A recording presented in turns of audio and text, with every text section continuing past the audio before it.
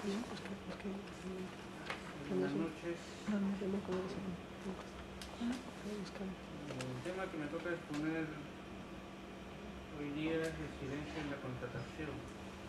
Bueno, antes que nada debo agradecer a los organizadores de este evento por la invitación.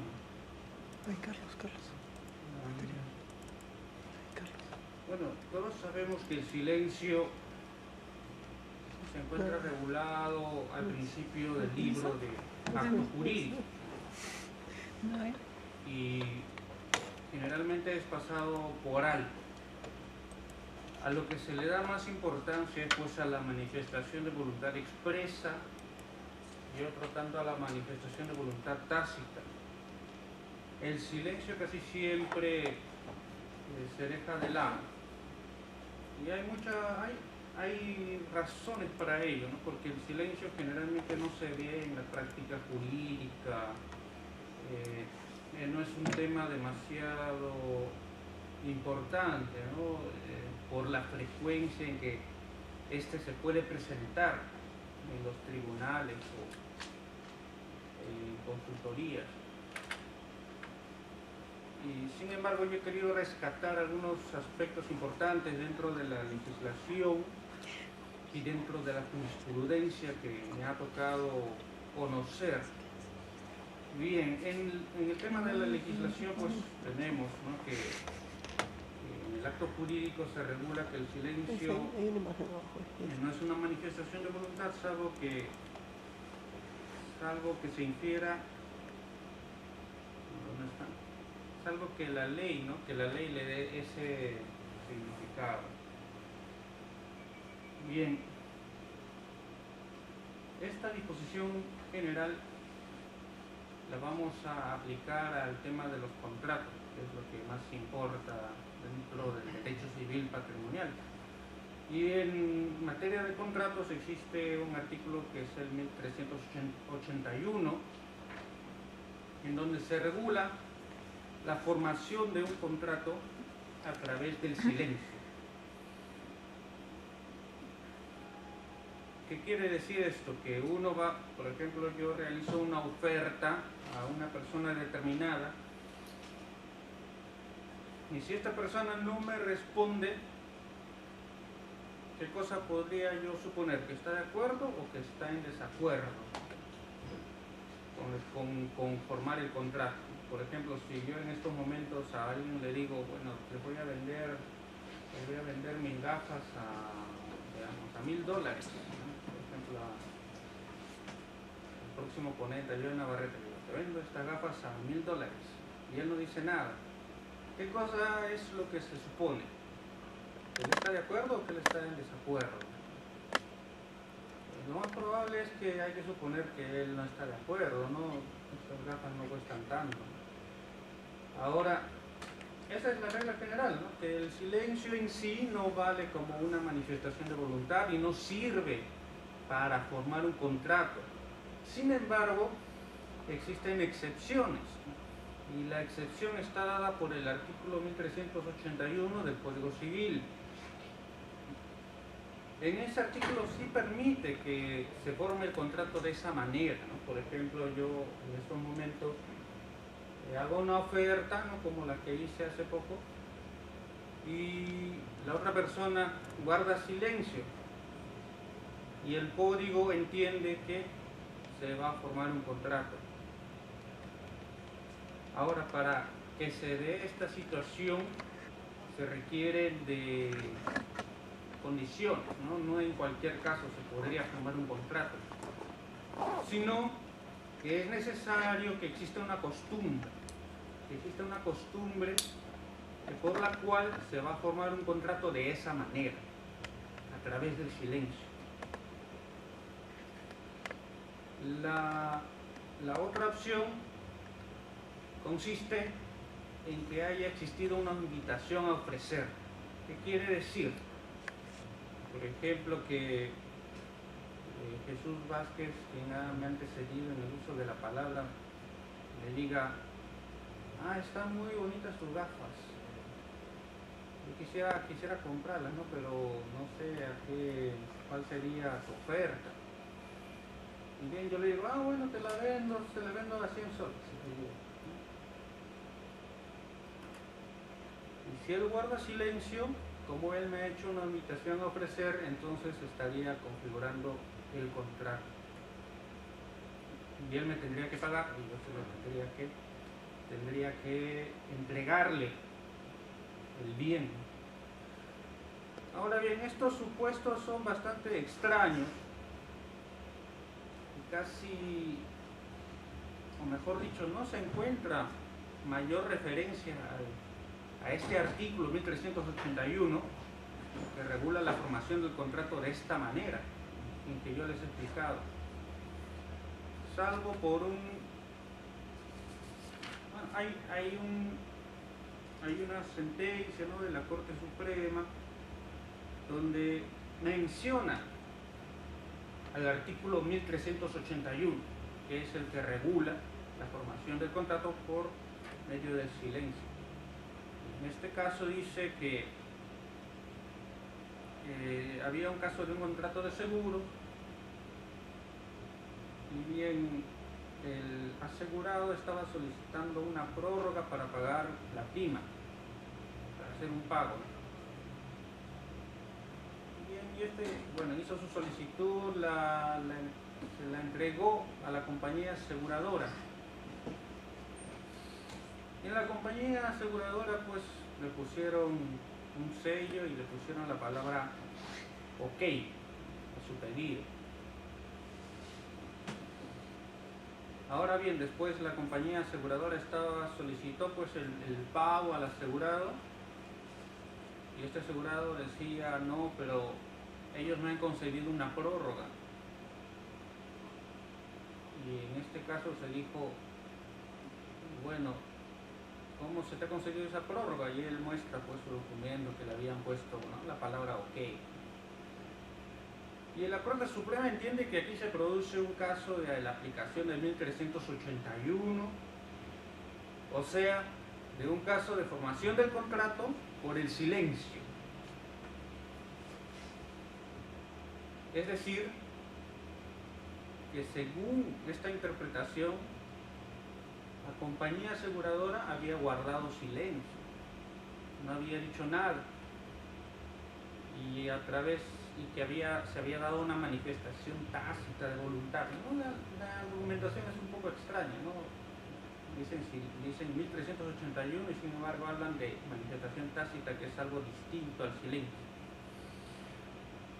Bien, pero yo creo que no es ni manifestación tácita ni silencio, ¿no? Porque al momento de recibir este pedido, ¿no?, este documento de la prórroga para el pago,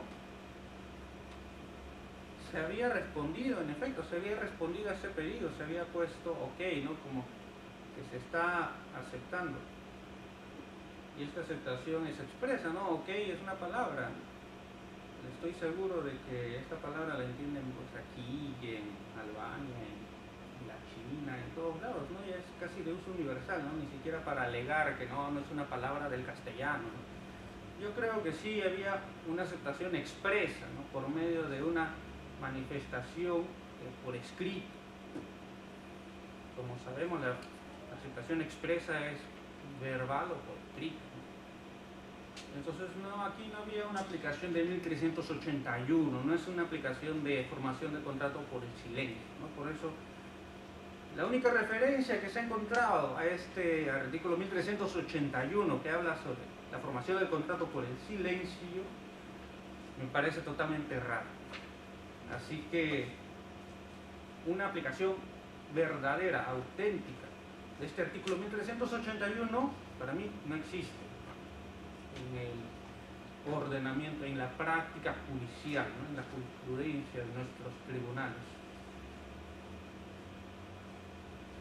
¿Qué es lo que existe en realidad en nuestra práctica judicial? Existen unos casos un poco también llamativos de formación de un contrato de fianza. ¿Y qué pasó en este caso? Nosotros sabemos que la fianza, según como está regulada en el Código Civil peruano, es un contrato. Y ustedes saben que la definición del contrato en el Código Civil peruano es la de acuerdo de voluntades, o acuerdo simplemente, no dice si es de voluntades o de declaraciones. Es un acuerdo de dos o más partes, ¿no? Etcétera, etcétera. Entonces, para estar de acuerdo, se supone que hay una oferta y una aceptación. Y por eso siempre se repite y siempre se enseña que el contrato es una especie del acto jurídico y que es un acto bilateral, lo que dice dos partes, ¿no? Bilateral o plurilateral, ¿no? Dos o más partes. Es decir, que la enseñanza que se nos da pues, en las clases de derecho, ¿no? Y los libros que se escriben sobre el contrato es la siguiente. El contrato es un acto bilateral o plurilateral. Jamás se piensa que el contrato pueda ser un acto unilateral, ¿no? Eso no pasa por la cabeza, ¿no? Aquí en nuestra dogmática, en nuestra doctrina o en la jurisprudencia, eso no se le pasa por la cabeza a nadie, ¿no? Y bien, veamos. Si la fianza es un contrato, es necesario, ¿qué cosa? ¿No? Que haya una oferta y una aceptación. Y ahora, además de eso, la fianza se celebra por escrito bajo sanción de nulidad, como lo dice la regulación especial de la fianza. Quiere decirnos que las partes, pues, por ejemplo, envían una oferta, ¿no? Por escrito, y la otra parte envía una aceptación por escrito, ¿no? O, lo que es más usual, ¿no? Ambas partes redactan, ¿no? O una de ellas redacta un contrato y las dos partes lo firman, ¿no? Tanto el acreedor como el fiador. No es necesario que intervenga el deudor garantizado, solamente el acreedor y el fiador. Bien, pero ¿qué pasó? Se presentó un caso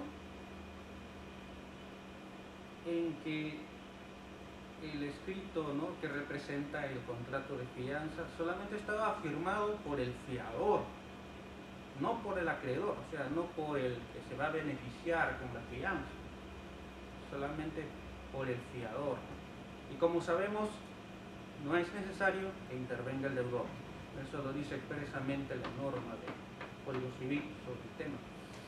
Y bien, este documento había sido firmado solamente por el fiador, no por el acreedor. Y bien, el acreedor quería cobrar, pues no dijo, bueno, este deudor no me paga, voy a ir donde su fiador para cobrar. ¿Y qué dijo la Corte Suprema? No, un momento, este documento no es un contrato. ¿Por qué? Porque no hay un acuerdo ahí, no hay un acuerdo de voluntades, solamente hay la firma del fiador de una sola parte, ¿no? Y es imposible que haya un contrato unilateral, tienen que participar dos partes por lo menos. Bien, y esta solución es la que corresponde a lo común y corriente, ¿no? A lo que se entiende como contrato, como acuerdo, como contrato como acto bilateral. Y bien, ahí no había ningún problema. Sin embargo, en otra oportunidad se dio el mismo caso, ¿no? El mismo caso que estamos planteando, y la solución fue distinta. Allí, bueno, supongo que se quería beneficiar al acreedor, ¿con qué motivos habría habido? Pero se dijo, bueno, el contrato está firmado solamente por el fiador, no por el acreedor, que por cierto era un banco, ¿no? Y dijeron, bueno, el acreedor quiere cobrar y se construyó, ¿no? Se construyó como una especie de teoría ahí, de aplicar una especie de aceptación tácita, no una aceptación expresa. Y ello pese a que el contrato de fianza debe estar por escrito. Entonces ya, el escrito se cumple, ¿no? Porque ahí está el escrito, está firmado por una persona, pero el acreedor está aceptando de manera tácita, lo cual es sorprendente, ¿no? Sorprende, llama mucho la atención. Ahora, bien, ¿qué cosa habría que decir sobre este contrato? O mejor dicho, sobre la solución de este caso. Bueno, yo personalmente considero que, bueno, sí podría, en este caso, considerarse que sí hubo una fianza. Y ello pese a que el acreedor no había firmado nada. ¿Y por qué creo que podría muy bien considerarse que había una fianza? ¿Por qué? Porque la exigencia del escrito en el contrato de fianza, ¿no? La exigencia de esta formalidad tiene como objeto sobre todo proteger al deudor, o mejor dicho, proteger al fiador. ¿Por qué? Porque si se exige que esta obligación del fiador se asuma por escrito, es por dos motivos, ¿no? Una, para garantizarle pues una adecuada reflexión sobre lo que está haciendo, ¿no? Sobre en qué problema se va a meter. Porque una cosa es que yo digo, ya, yo voy a garantizarlo, ¿no? Yo voy a garantizar a este deudor, o sea, un contrato verbal. Es más fácil decirlo que hacerlo, ¿no? Entonces, por eso se pone el escrito, ¿no? Porque ya, pues yo voy a tener ahí todas las cláusulas, voy a decir, uy, si no paga yo voy a tener que pagar, y de repente por ahí me salen embargando la casa, y eso amerita una mayor reflexión del fiador.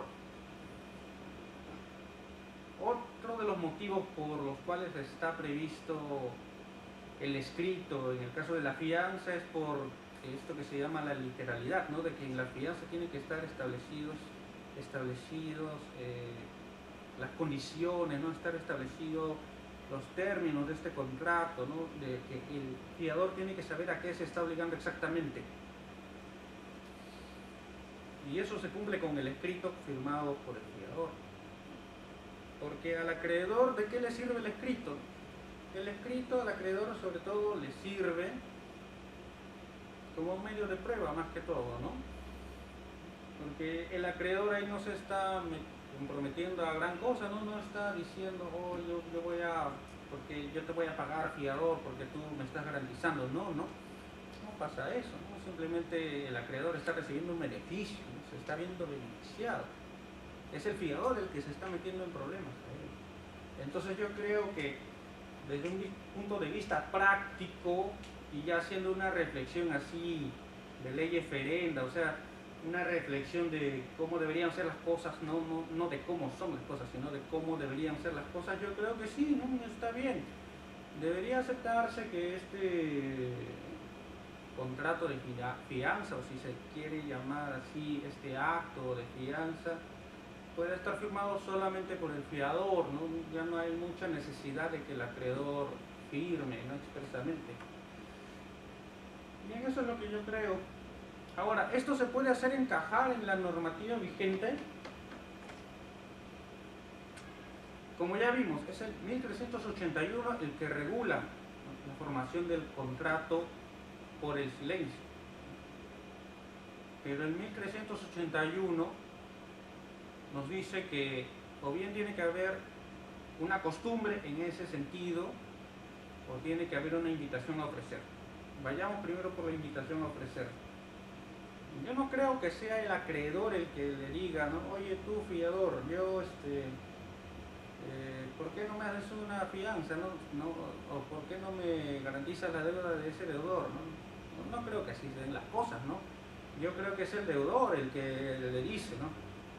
El que va pues a donde su amigo, donde su familiar, y le dice, ¿sabes qué? Este banco quiere hacerme un préstamo, por ejemplo, que no tengo una garantía, por favor, garantízame, ¿no? Y ya pues es el deudor el que habla con el fiador, no es el acreedor que le hace una invitación a ofrecer. Entonces, desde ese punto de vista yo creo que no que no encaja ahí, no encaja en la formación del contrato por el silencio. Ahora, tampoco creo que encaje en la costumbre, ¿no? Porque no sé cómo será exactamente la costumbre de hacer los contratos de fianza, ¿no? Si es una costumbre de hacerlos así, ¿no? Que solamente firme el fiador, no puede ser, ¿no? Porque ya vemos que han llegado casos a la Suprema en ese sentido, ¿no? De contratos de fianza firmados solamente por el fiador, lo cual es sorprendente, ¿no? Y, bueno, pero si es que hubiera una costumbre, esa costumbre todavía tiene que probarse. Ahora, esta regulación del 1381 del Código Civil da lugar pues a que se aplique a cualquier tipo de contratos, ¿no? Nosotros vemos que en la fianza, supongamos que este es el acreedor, ¿no? Y este es el fiador, ¿no? Hay una parte que se obliga, que es el fiador, ¿no? Y el acreedor se beneficia, ¿no? Por eso a mí me parece plausible de que valga una fianza firmada solamente por el fiador, ¿no? Pero imaginémonos una compraventa, ¿no? En una compraventa que ha estado el vendedor y el comprador. El vendedor se obliga a entregar el bien y el comprador se obliga a pagar el precio, ¿no? Esas son las dos obligaciones esenciales.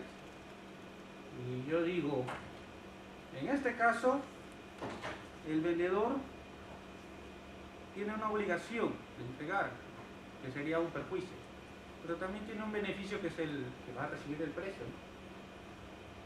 Entonces, no quiere decir que él se beneficie solamente, ¿no? También se obliga, también tiene una desventaja. Y el comprador también se beneficia con el bien, pero también se perjudica porque sale algo de su patrimonio para pagar, ¿no? Para pagar el bien. Entonces ahí tenemos que hay obligaciones recíprocas, ¿no? En este caso también le podría aplicar el 1381 de la formación del contrato por el silencio, es un poco más difícil, ¿no? Más fácil es que se aplique en el contrato de fianza porque hay una persona que se obliga y una persona que se beneficia, ¿no? Pero en cambio en los contratos de compraventa, en otro tipo de contratos hay obligaciones, hay tanto beneficios como obligaciones en cada una de las partes, ¿no? Es un poco más difícil que allí se pueda aplicar una formación por el silencio. Sin embargo, estos casos existen, ¿no? Y sobre todo en el comercio internacional. Y aquí vamos a poner un ejemplo de la Convención de Viena. De la Convención de Viena, que es una norma vigente entre nosotros. Este caso ocurrió en Francia y se resolvió en la Corte de Grenoble. Se trataba pues de un contrato entre una empresa francesa y una empresa española. La empresa francesa le hizo un pedido de zapatos a la empresa española. Obviamente aquí es una compraventa. Ahora bien, ¿qué pasó?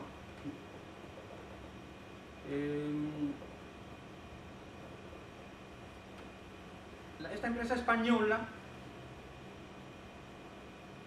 bueno, recibió el pedido, ¿no? Pero ella negaba que hubiera recibido el pedido y por eso no cumplió el contrato. Ella negaba que hubiera un contrato. Sin embargo, la empresa francesa le había enviado incluso las muestras, ¿no? Las muestras de cómo hacer, qué tipo de zapatos quería que le provea, ¿no? Y también había incluso enviado algunos materiales para hacer los zapatos. Y bien, esta empresa española se negaba, pues no se negó, no cumplió. Entonces la empresa francesa se vio perjudicada porque tuvo que recurrir a otros proveedores que no le proveyeron exactamente la cantidad que la empresa francesa quería, y pues si quedó mal pues con un montón de pequeños comerciantes a los que esta empresa grande, mayorista, les vendía, ¿no? Les proveía y bueno, terminó incumpliendo con ellos. Y bien, ¿y qué pasó allí? Que la empresa compradora se negaba, pero la Corte de Grenoble, aplicando, ¿no?, la Convención de Viena, la Convención sobre Compraventa Internacional de Mercadería, ¿no?, que una de las tantas convenciones que se han celebrado en Viena, dijo lo siguiente, que en este caso sí había un contrato, a pesar de que la empresa española no hubiera dicho nada. ¿Por qué? Porque existía una práctica constante, ¿no?, entre estas dos empresas, ¿no?, que anteriormente, ante un pedido de esta empresa francesa, la empresa española simplemente había enviado los zapatos, ¿no?, sin necesidad de responder nada. O sea que ya antes, en anteriores ocasiones, había ocurrido, era algo recurrente, ¿no? En varios años había venido ocurriendo esto. Por lo tanto, había una práctica constante. Además,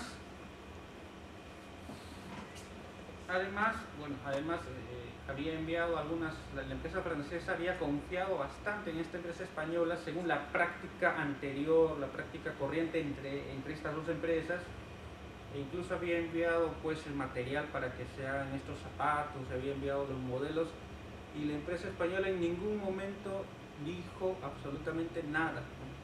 No dijo, no voy a poder, este año no voy a poder, así que no acepto esta oferta, ¿no?